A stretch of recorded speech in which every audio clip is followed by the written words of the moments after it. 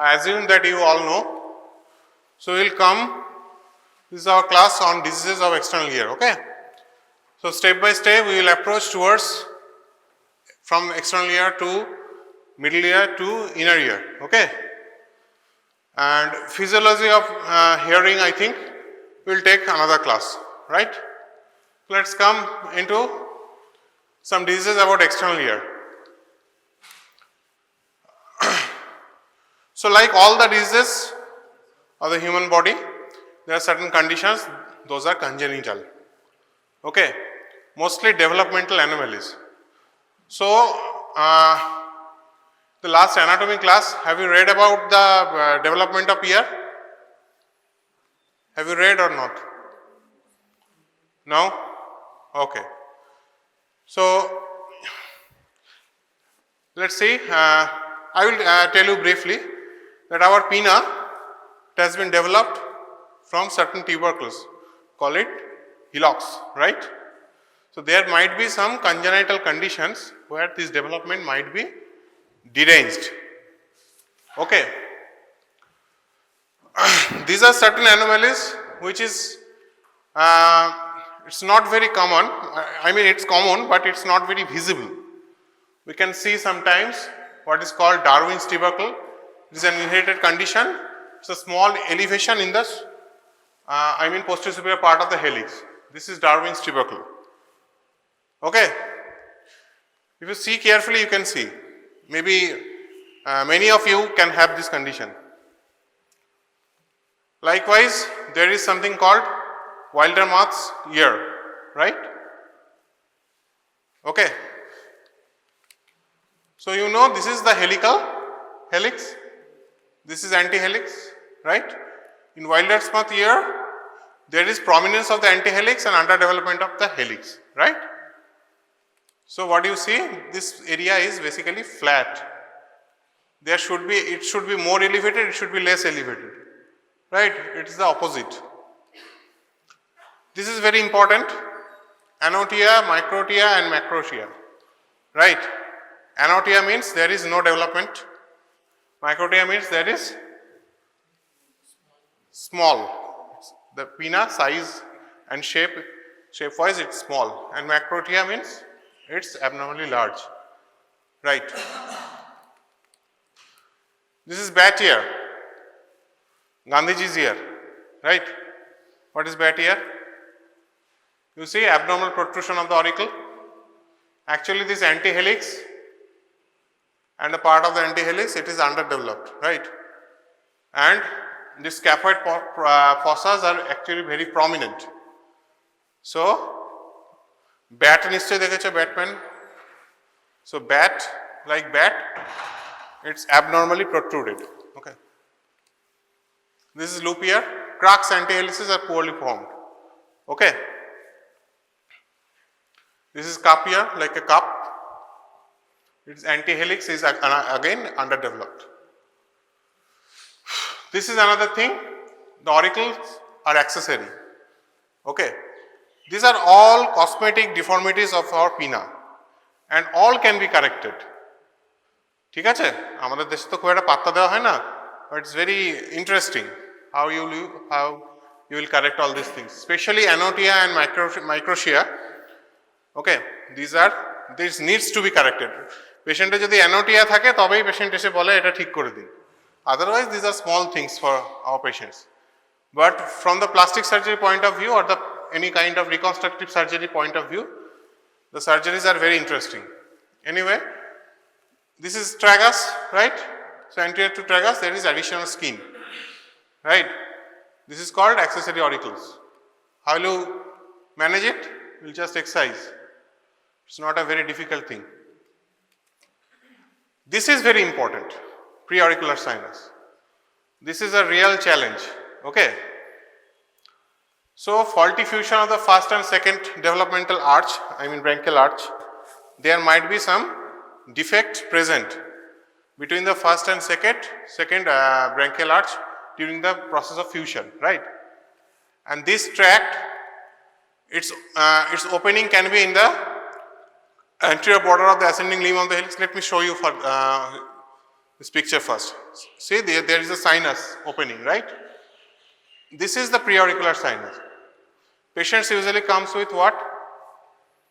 Recurrent swelling, pain, discharge, infection, abscess formation, all these things, okay, since childhood. If it is inactive, that means there is no symptom at all, you might leave it. But if it is active, you have to operate on that. And before operation, we need to know from where this tract goes to where. Usually the opening in the ascending limb of the helix, line extending between the tragal notch and the angle of mouth, right?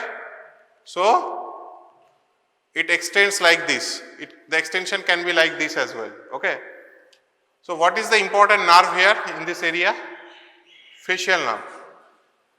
And just in front of the tragus there is another branch, another nerve, important nerve. It's a branch of the trigeminal nerve, we call it auriculotemporal nerve. And there is a vessel there in relation, that is superficial temporal artery. It's one of the terminal branches of the external carotid artery, right?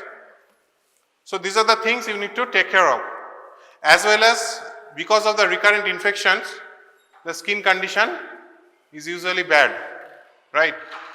So you have to take care of all these things. We have to exercise the tract in toto, wholly, okay, right? Otherwise there will be recurrence if you leave behind the tract, right? So it extends up to the level of the tympanic ring. What is tympanic ring? I think you have already read. So treatment is excision. There are different techniques, different types of surgeries. The main goal is we have to excise the whole tract and prevent recurrence in future, right? Taking care of the cosmetic appearance as well of the preauricular area. This is colorectal fistula. The tract usually persists between the line joining the angle of mandible to the sternoclavicular joint, right? Sometimes it's confused with, it's a kind of branchial fistula, but classically branchial fistulas are being described as type 1, type 2, type 3, all these things. But it is connecting, connecting from the sternoclavicular joint to the angle of mandible, okay? There is a high chance that you can miss it.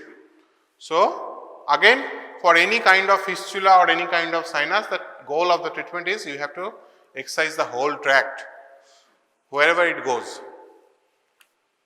So how will it present? What are the symptoms? Recurrent fistula, recurrent abscess, it can be ear discharge, it can be granulation tissues around the external auditory canal, right? This is important. Comes as a short note, cauliflower ear. Mostly seen in the boxers, okay? Ba rasta ghate jhogda jhamela maramari. After that the patient presents with this. Okay, there is a bleeding and hematoma formation around the pinna, right? And it usually a boggy swelling, soft swelling, okay. Why it is important? Why we read it separately? Because of the location. So pinna is consist of what? There is a skin, there is perichondrium, there is cartilage, right? So if there is any hematoma formation in this area, there is high chance that it will recur, because even if you drain it, there is a potential space between the perichondrium and the cartilage itself, okay. That space needs to be obliterated, okay. If you need to promote, you have to do something so that there is a formation of fibrosis and the perichondrium and the cartilage in between this potential space is obliterated. If this space persists, there will be recollection again. There will be recollection. So ultimately this hematoma will lead to abscess. So there will be abscess, right? And after that, if you develop this abscess, or because of the hematoma itself, the cartilage will be destroyed. And that destruction of the cartilage will give a very bad cosmetic appearance of, after some time, right? So because of this bad cosmetic appearances, we have to take care of this hematoma auris very seriously, okay. So if it is untreated, blood clots remains organized and the ear remains permanently thickened and there is some permanent cosmetic deformity. This is called cauliflower ear, right? So how will you treat it? You have to incise, you have to drain the hematoma and you have to put a pressure bandage for a significant period so that the collection, there is no recollection, okay. So we can prevent the potential cauliflower ear like deformity. Perichondritis or chondritis, again same thing, I mean not same thing, but the problem of the cosmetic deformity, it remains the same with this thing. Perichondritis is a very difficult condition. Why? Because cartilages don't have that much of vascularity. So if there is not that much of vascularity, what will happen? Whatever antibiotic you push, it will not reach there. Okay. So ultimately this perichondritis needs a lot of time to resolve, and when it resolves, there will be some form of permanent damage of the cartilage, right? And that ultimate fibrosis and all gives rise to very bad cosmetic appearance. Okay, so perichondritis is a difficult condition to treat.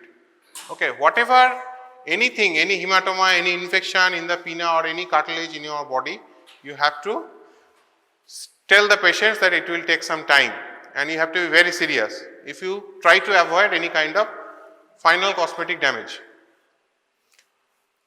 Okay. So what are the causes of this perichondritis?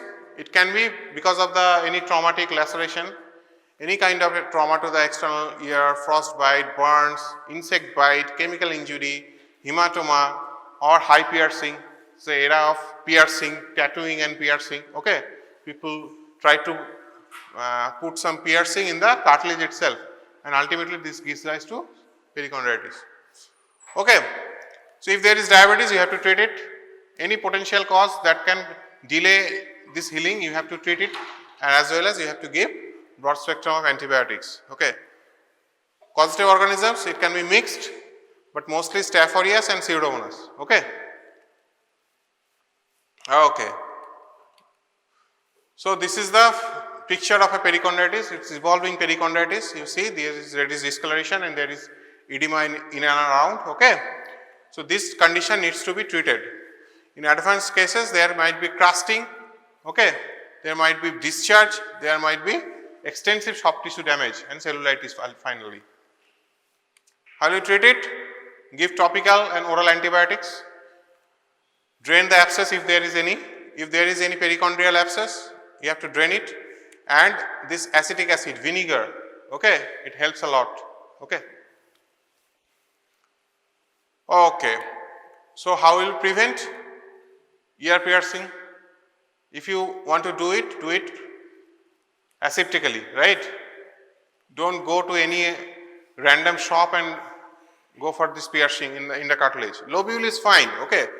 In lobule you can get keloid maximum, but in cartilage you can get a lot of things. Avoid surgery in and around ear to prevent from trauma. Hematoma of the auricle, meticulous management of the burn injuries, and if there is any crust or scar, the superficial dressing you have to do it. Furunculosis, very painful condition. Okay, furuncle, boil, all these things. Okay, it is a localized infection of a single hair follicle, and lateral 1/3 of the posterior superior canal, it have this kind of hair, right? And those sebaceous units, apophylosebaceous unit, it gets blocked and there is hair follicle. Especially if any patient try to clean his ear with earbuds and all commercially available things, or sometimes patients put any metallic instrument, kathi, all these things, okay. Ultimately this area gets infected and you develop furunculosis, extremely painful condition, right. And like any abscess, the most common organism is Staph aureus. This is the furuncle, right, almost blocking the external auditory canal. Pain is the most common thing, and there is a typical tragal tenderness. Okay, if you press the tragus, it is highly painful, right? Why it is? Use your brain. Why it's extremely painful? I will ask for the nerve supply. Okay. So, common signs are edema, erythema, tenderness and occasional fluctuance if there is development of abscess. Pain, ear blockage, serosanguinous discharge, tragal tenderness, pruritus and hearing loss if it is blocking the whole external auditory canal.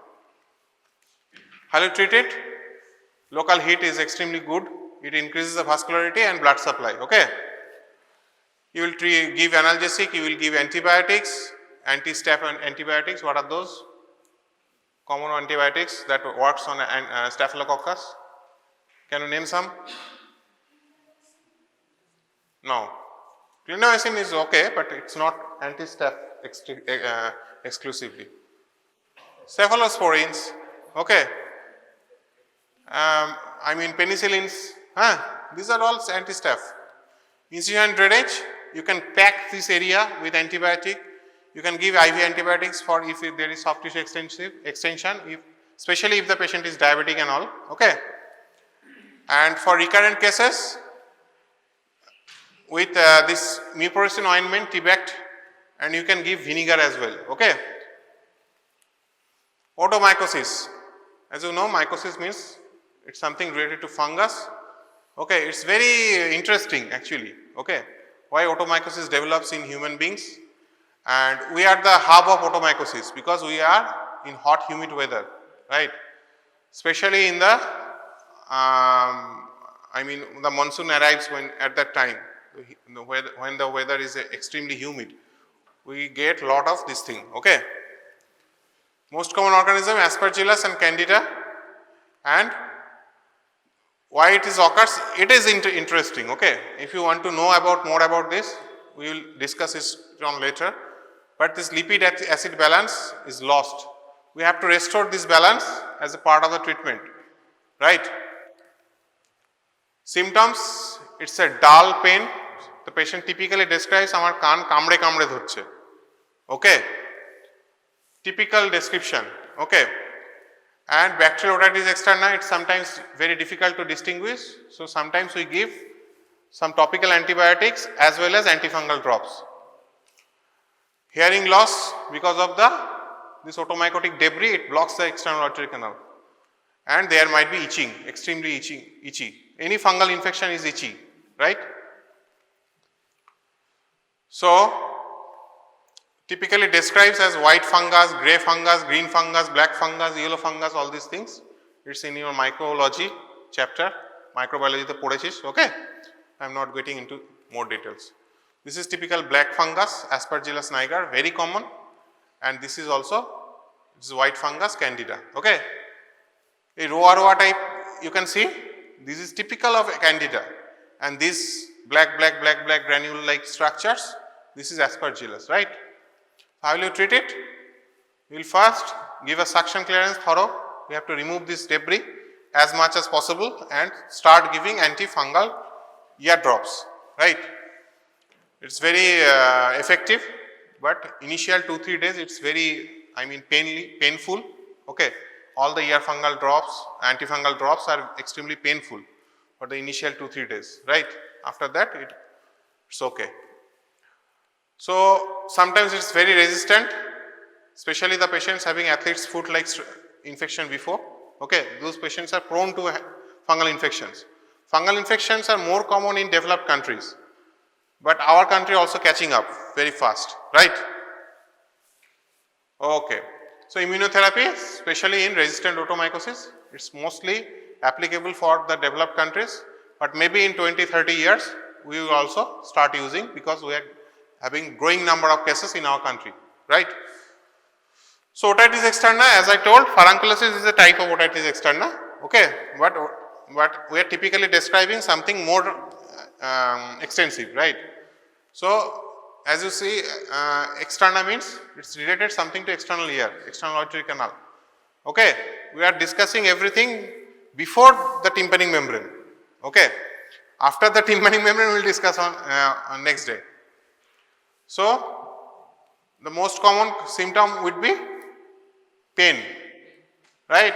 Like the furunculosis, this will also have tragal tenderness. Like the furunculosis, it can also occlude the external auditory canal. There might be some hearing loss. Okay, there might be discharge, right? Most common organism, Staph aureus. Okay, what are the predisposing factors? If there is obstructed ear canal, suppose the patient is having some impacted wax, okay, those patients are more prone for otitis externa because there is the normal drainage is lost, right? And if there is any dermatological condition like seborrheic dermatitis or eczema, if it is atopic or non-atopic, this classification nowadays is not there anyway, but if the patients are allergic and they have a tendency to scratch the external auditory canal skin, okay. So those people will get otitis externa. And immunocompromised status, humid environment, okay, these are the things. Traumatic and microbiological, if you instill some bacteria, like if you are using some dirty cotton buds or something, so you are basically introducing the bacteria. Most common Staph aureus, other Pseudomonas as Streptococcus, okay. And swimmers here, recurrent otitis externa is very common, who swims, right? So pre-inflammatory stage, okay, I am not going into detail because it is basically a pathology thing, and ultimately the patients will develop pain, erythema, the edema will increase, canal debris discharge, and patient usually comes with, I cannot hear anything, it's extremely painful, I am having some kind of fever, little bit, okay, and there is a sensation that my ear is completely blocked. So you will see, and you will see this on examination, you will see this kind of thing. How do you treat it? You will give a oral toilet. Oral toilet means you will clean the ear with suction, will whatever the instrument you have, okay, and we will pack with some antibiotic, and we will give painkillers and all these things and systemic antibiotics in cases if in 2-3 days it is not resolving with topical antibiotics, right. Okay, chronic otitis externa, typical symptom, I am having pruritus and I try to itch the ear and I am getting again and again otitis externa, okay. Skins are like this, their skins are very much hypertrophied and there is sometimes mucopurulent otorrhea, right. Otorrhea means discharging ear, right. Okay. So, I will treat it again, topical antibiotics, frequent cleanings, topical steroids are very helpful in any chronic inflammatory conditions, right. And obviously, as I told you, vinegar is also helpful, right. Vinegar means acetic acid. When you will treat it surgically, when there is failure of medical treatment, okay. So, what will you do? The narrow external auditory canal, we make it wide, right. We call it the surgery name canalplasty, right. Granular meningitis. It is basically kind of tympanic membrane condition, but the pathology goes from the external auditory canal. So, I have included it in this lecture. So, it is a localized chronic inflammation of the pars tensa. And how will you differentiate that it is not a typical middle ear condition? Because by this thing, there is possible involvement of the external auditory canal. Okay. So, in high temperature, swimming ear, lack of hygiene, local irritants, foreign body impaction in future, in past, bacterial fungal infection recurrent, immunocompromised status, these are the conditions where you can have this thing. Most common organism is Pseudomonas. Okay. Okay. This is a typical granular meningitis condition. Okay. The tympanic membrane, the normal lusty appearance, it is lost. Okay. There is typical congestion and external auditory canal is also edematous. Right. Interesting thing is pain is less, discharge might be more. Okay. That will differentiate, and the typical duration of the history. If it is more than 6 weeks, you can call it chronic, right. Okay. Bullous meningitis is another this condition, okay, sometimes confused with acute otitis media. There is hemorrhagic vesicles, okay. There might be some involvement of the some viruses as well. And the most common symptom is this thing. This is sudden unilateral throbbing pain, sometimes blood discharge. In otoscopy, you can see serous or serosynchronous discharge in the tympanic membrane and middle part of the ear canal. Mostly self-limiting, you will support with some topical antibiotics and analgesics and all. This is important, necrotizing otitis externa versus this thing, malignant otitis externa, okay. First thing is malignant otitis externa is seen in elderly diabetic patients and it's the commonest organism is Pseudomonas aeruginosa. But in case of necrotizing otitis externa, the commonest organism is Staph aureus, okay. Both the conditions can be very dangerous, okay. The malignant otitis externa nowadays we call it skull base osteomyelitis, okay. It's so difficult to treat sometimes, we have to go for a very extensive surgery and the condition starts with a simple otitis externa, right. So, this malignant otitis externa, it comes as a short note, okay. It's a very famous topic for the exam, and the spread of the disease occurs through the fissures of the Santorini and osteocartilaginous junction. You know what is fissures Santorini? Developmental, there is some defect between the parotid and external auditory canal. পড়া হয়নি আগের দিন anatomy ক্লাসে? Okay, গিয়ে পড়ে নেবে. Okay, so the infection spreads from there to other areas of the skull base. Okay, so skull base means, you know what is skull base? That is, okay, skull base means it's the base of the skull, right? From where the extensive, neurovascular networks that exits through the brain and goes to the neck, right? Face and neck, right? So skull base is basically divided into lateral skull base, anterior skull base, posterolateral skull base like this. The ear sits in the lateral skull base area. Okay, so the temporal bone of our human body, right? It's a very complex structure, right? So if the infection spreads from this simple otitis externa, external auditory canal, to those difficult areas, so it becomes automatically the condition becomes very difficult. It will involve the different kind of nerves, vessels, and it will ultimately goes to the brain, right? So in malignant otitis externa, there are lots of debates are going on what should be the best management. Sometimes we have to give very high antibiotics for a period of 3 months, 4 months like that, right? Imagine a patient is having meropenem for 3 months, okay. So that kind of difficult this thing. So history of trivial trauma to the ear, ultimately pain and swelling, the pain becoming worse, there is the discharge that is not getting relieved with regular antibiotics.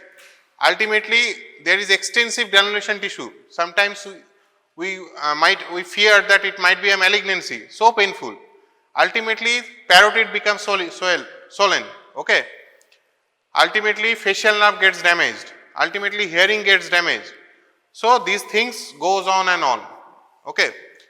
The important is at what stage you are catching the patient and you are rightly diagnosing it or not. You are rightly referring the patient to the specialist or not. That is important, okay.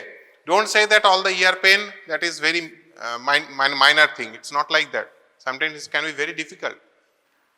Okay, so intracranial complications like meningitis or brain abscess can also occur, right? So we have to operate before that. What operation you will do? Like any abscess or severe cellulitis or whatever, you have to debride it, right? But the debridement is not in a easy area. It's a difficult area. There are carotid, there are auditory nerve, there is facial nerve, there is trigeminal nerve, there are important nerves, okay. There is your hearing, there is a vestibular system. All these things needs to be taken care of. There is parotid, okay. So you have to do as much as needed, not less, not more, okay. Ciprofloxacin works very good. Pseudomonas, okay, for Pseudomonas ciprofloxacin works very good. Gentamicin is also very good. But the drawback of gentamicin is it can damage your hearing, right? It's an aminoglycoside. Okay. The surgeries, extensive surgical procedures have failed miserably to cure this condition. It's debatable, right? Okay. Few people goes in favor of debridement and surgery, and after that antibiotics. Few people goes for straightforward conservative management. Okay, it's debatable, but in my experience, surgery works very good. Okay. Now, herpes zoster urticus, again a very painful condition. Okay, I think you know all about herpes zoster. Okay, how it sleeps and again awake. Okay, so there is one condition. It's called Ramsay Hunt Syndrome. The patient comes like a facial nerve palsy, lower motor nerve facial nerve palsy, and there is these blisters and vesicular eruptions in and around the ear, right? So if there is a facial palsy, don't say that this is a case of Bell's palsy, straightforward. Bell's palsy is something idiopathic when there is no cause has been found, right? But this patient, if the patient is telling that I am having ear pain, I am having something very painful and I am having fever like that, you have to investigate, you have to examine properly, you have to take the history properly. So this patient can be Ramsay Hunt syndrome, right? This again comes as a short note. This is the typical vesicular eruptions. Tympanic membrane might be congested. It is a tympanic membrane vesicular eruption, right? Okay, it can also involve inner ear as well. Patients can come with severe vertigo sometimes, right? So reactivation of the varicella zoster virus in the geniculate ganglion. Where is geniculate ganglion? I think you have read in the last class. Facial nerve anatomy has to be understood and read very elaborately. Okay, this is a nerve that each and every, exam, there will be some question about facial nerve. Okay, and we deal with facial nerve. We are an expert in facial nerves. Okay, so আমরা যারা ear surgery করি, we are more interested, or we give more importance of the facial nerve rather than these other auditory nerves and cochlear nerves. Facial nerve is more important for us, for parotid surgery, for ear surgery, okay, for all these things. So transmission is via vasa vasorum that travel from cranial nerve 7 to the other nearby cranial nerves. Sometimes, what are the nearby cranial nerves? Facial nerve. Obviously, if there is 7, there is 8, there is 6, there is 5, right? So burning blisters in and around the ear, on the face, the mouth or the tongue. Patient comes with severe otalgia, hearing loss, hyperacusis, tinnitus, vertigo, nausea, vomiting. Now you know why this occurs, why there is pain. Because involvement of the nerve rich areas, it's involved the nerve itself, right? Why there is vertigo, nausea, vomiting can be possible if the inner ear is involved. Eye pain and lacrimation, trigeminal nerve is involved. Okay, so in patients with Ramsay Hunt syndrome, vesicles may appear before, during or after facial palsy. That is important. Okay, you have to collaborate it. That's why history is important, right? Okay, why there is alteration of taste? Intelligent patients might tell you there is alteration of taste because the geniculate ganglion is involved, right? Chorda tympani might be involved. You know chorda tympani? Yeah, it's a facial nerve branch, not typically a facial nerve branch. There is a developmentally, these are two different, but it runs with facial nerve. Okay, you can call it facial nerve branch, no problem. Okay, in the exam. So LMN facial palsy, what are the features? How do you differentiate? Patient to stroke hote pare, tai na? Facial deviation. Many a times we see that the patients have been referred to us. The previous diagnosis was a stroke, CVA. So first thing, as a doctor, as an MBBS student, you must know how to differentiate between upper motor nerve and lower motor nerve facial palsy. Okay, can you tell me the difference? Okay, I will tell you a trick. First thing is you have to look for the eyes. If the patient can close his eyes fully with full power, mostly it's the upper motor nerve neuron. Okay. If the patient has inability to close the eyes are open, okay, mostly it's a lower motor nerve neuron. Okay. So lower motor nerve neuron will be there, not upper motor nerve, right? Okay. Again, why there is drying and irritation of the cornea? Because the patient cannot fully close the eyes, right? What is the purpose of lacrimation? If there is loss of lacrimation, patients cannot fully close the eyes, what will happen? It will get dry. Patient will have corneal ulceration. Okay. How will you treat it? You will give corneal protection and antivirals like acyclovir. Okay. And oral steroids are the mainstay of treatment. Okay. Usually it resolves very good. But we have to tell the patient that it can reactivate. If it reactivates, you have to come quickly. Okay. Because not all the time you can be lucky. Right. Keratosis obturans, very difficult condition. Okay. Desquamating squamous epithelioma in bony portion of the external auditory canal. Sometimes confuses with cholesteatoma. Have you heard the name cholesteatoma? We'll take a detailed class on that. It's a very dangerous middle ear disease, right? So keratosis obturans is like cholesteatoma sometimes. Okay. Clinically, sometimes some doctors, they tell that it's a kind of wax, so much of wax, it's not going. Why there is development of so much of wax? It's not wax. It's desquamating squamous epithelia. Okay. It looks like wax sometimes. Okay. And this is this condition. Okay. So much of desquamated squamous epithelium impacted with wax, debris and all these things. You clean it, it's not going. So much of debris, and you tell the patients that you have so much of wax. It's not like that. And after 2-3 weeks, it will again start developing. Okay. So, sometimes sometimes it is confused as it might be a growth or something. You might think why it is developing so much. You take biopsies and all. Okay.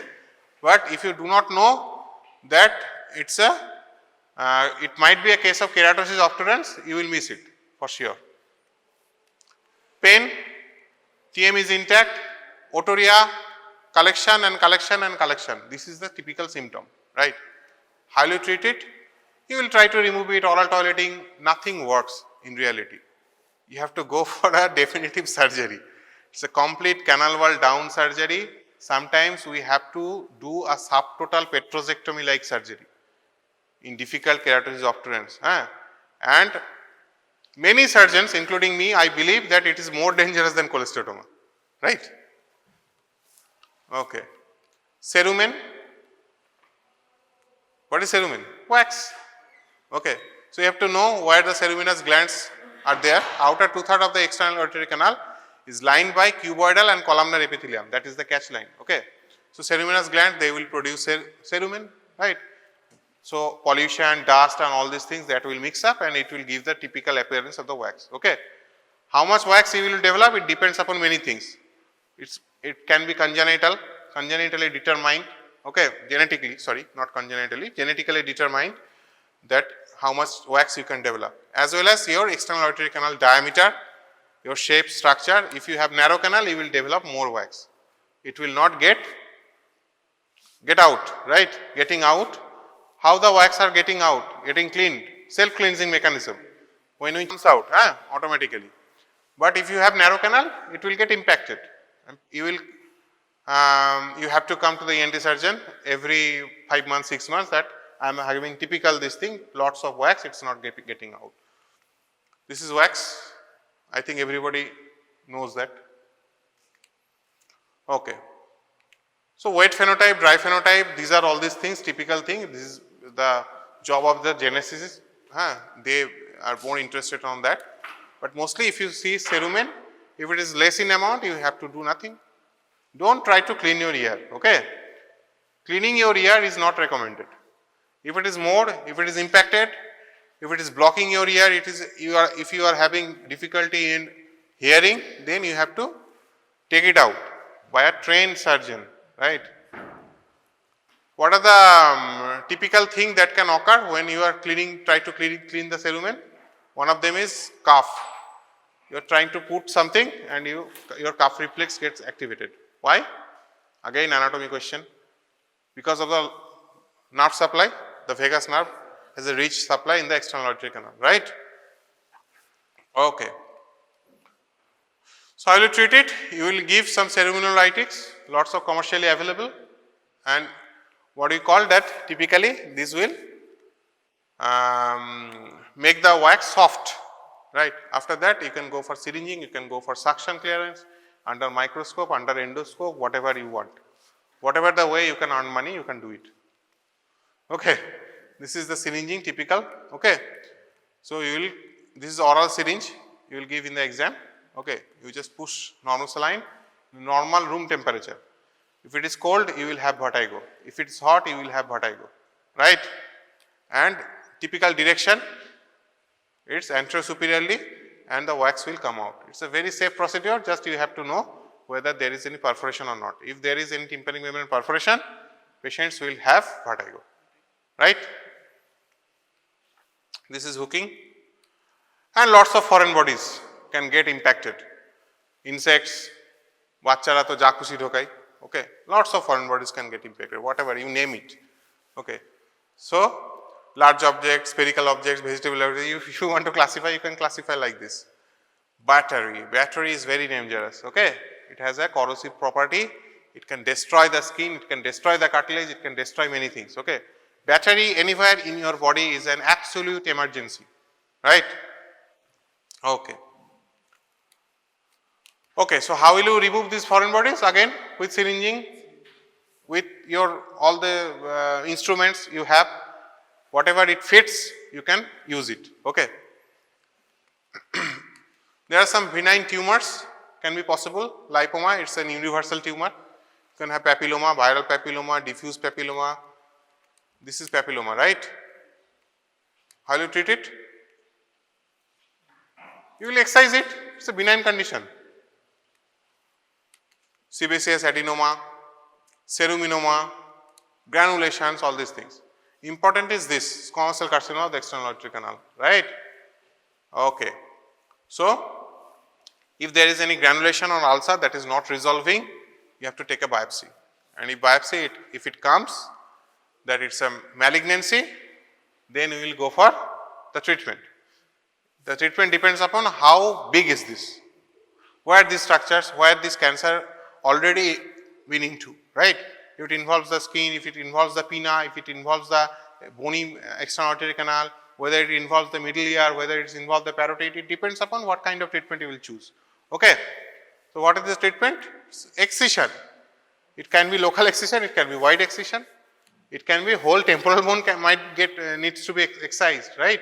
Lateral temporal bone resection, total temporal bone resection, again depends upon the extent of the disease. In advanced cases where there is nothing can be done, we will give palliative management with radiation and chemoradiation. This is typical squamous cell carcinoma. What will you do? Excision ta ki korbi? You will cut the whole pinna out. And I told you it depends upon the extent of the disease. Okay. Obviously, you have to make a partial pinna excision, right? If needed, we have to excise the whole pinna and reconstruct the pinna. With like Anotia patients, those patients, those children, those kids, those who has no pinna, what do? We do something called otoplasty surgery, right? We use reef cartilages. We harvest it, we reshape it, we resize it, we put it under the skin. After the vasculature grows, it is a staged surgery, right? So, everything can be done. And if the patient is cannot afford all these kinds of surgery, we can use prosthesis as well, right? But এক কান কাটা হয়ে ঘুরে বেড়ানোটা এই যুগে possible না, তাই না? আগেকার যুগে হতে পারতো, রাজারা কেটে দিল, ঠিক আছে? It is different.